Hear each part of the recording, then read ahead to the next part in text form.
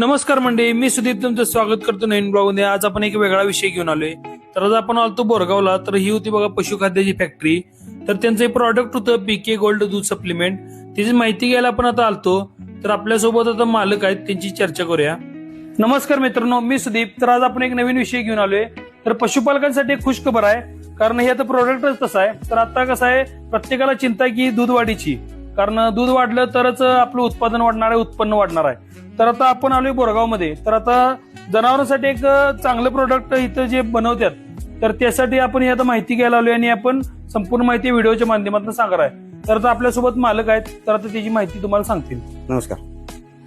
तर आता दादा, हे कोणत्या कोणत्या जनावरांसाठी हे प्रोडक्ट चालते? हे काय? हे खास म्हशींना चालते, गायींना चालते आणि मग खास दुभत्या जनावरांसाठी हे दूध वाढ सप्लिमेंट म्हणून आपण प्रोडक्ट तयार केले.